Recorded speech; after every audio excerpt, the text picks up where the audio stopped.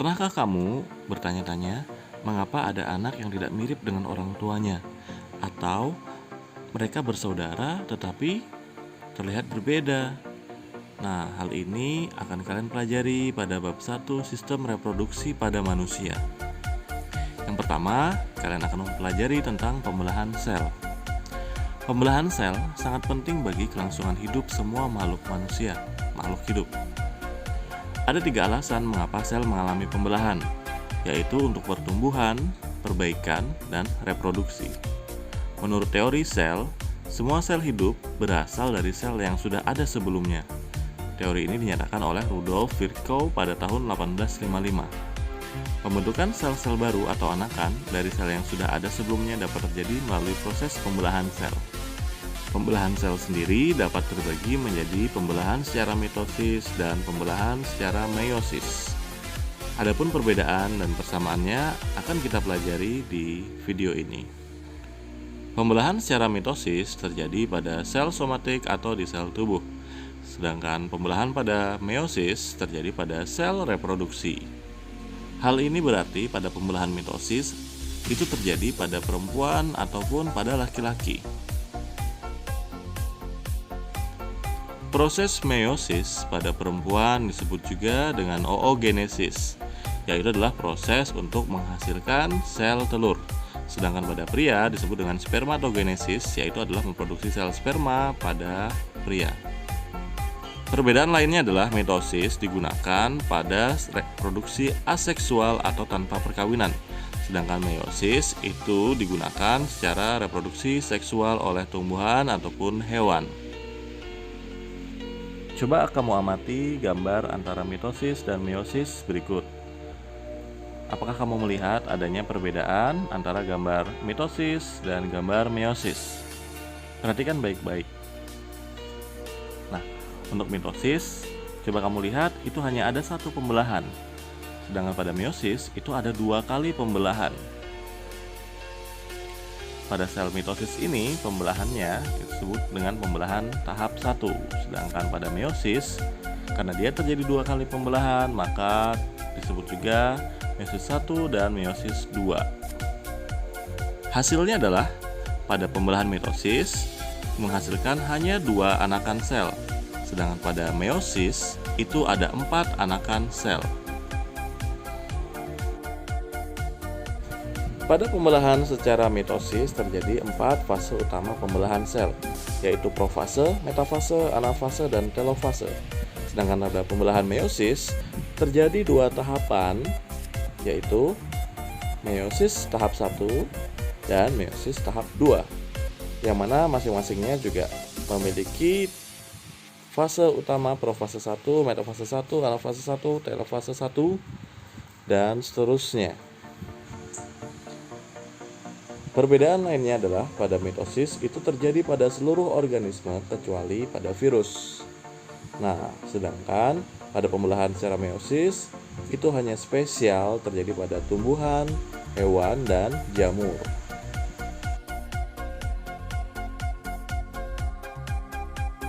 Sekarang kita belajar lebih lanjut tentang perbedaan antara tahapan mitosis dan meiosis secara rinci.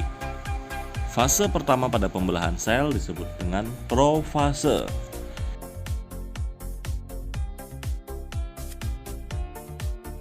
Pada pembelahan secara mitosis, fase profase adalah yaitu kromosom sudah mengganda kemudian memadat. Membran inti mulai rusak menjadi bagian-bagian kecil atau fragmen. Sedangkan tahapan dari profase 1 meiosis adalah membran inti mulai rusak menjadi bagian-bagian kecil atau fragmen. Kromosom sudah mengganda kemudian memadat. Pada fase meiosis, kromosom terlihat menyilang satu dengan yang lainnya, sedangkan pada mitosis tidak terjadi persilangan kromosom. Fase metafase adalah di mana kromosom berjajar pada bidang pembelahan. Kita lihat pada mitosis dan meiosis semuanya juga berjajar pada bidang pembelahan. Pada fase anafase, baik pada mitosis dan meiosis, itu adalah kromosom bergerak menuju kutub yang berlawanan. Pada akhir anafase, kedua kutub sel memiliki kromosom yang jumlahnya sama. Kita lihat pada mitosis ataupun meiosis, itu kromosomnya berada di ujung-ujung kutub.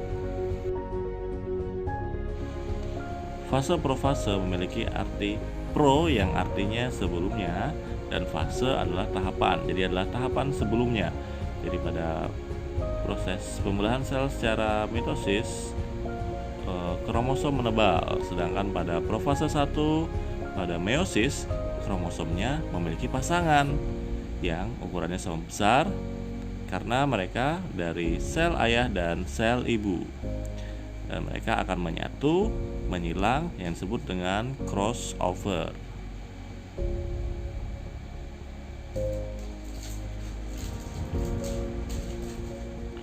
Sedangkan pada fase metafase, kalian dapat mengingat awal huruf M.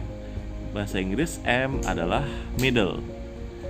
Ya, middle artinya tengah ya, berarti pada fase metafase itu kromosomnya terletak di tengah bidang pembelahan. Nah, sedangkan pada meiosis juga ada di tengah, tapi mereka masih tetap berpasangan. Dan pada akhirnya, pada fase anafase, kromosom yang di bidang pembelahan tadi harus berpisah dan akan tertarik pada ujung-ujung kutub. Begitu pula di anafase 1 pada pembelahan meiosis. Kita lihat itu mereka akan terpisah sejauh mungkin pada kedua kutubnya. Dan pada akhirnya pada fase telofase, kromosom yang sudah berada di pada kutub itu akan membentuk suatu kawanan dan bergabung, dan akhirnya mereka membelah. Jadi sel membelah disebut dengan proses sitokinesis.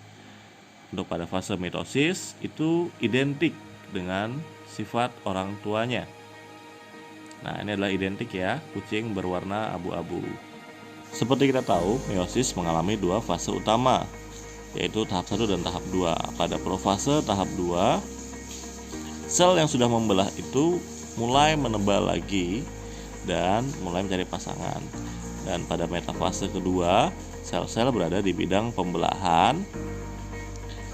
Dan pada fase anafase 2, sel-sel mulai berpisah menuju ke kutub-kutub masing-masing.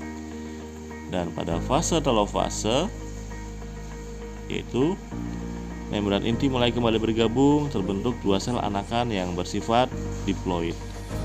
Dan pada akhirnya mereka akan menjadi 4 sel anakan yang tidak identik dengan orang tuanya, karena dihasilkan dari sel sperma dan pertemuan dengan sel telur. Seperti pada kalian yang memiliki sifat bisa berbeda dengan orang tuanya.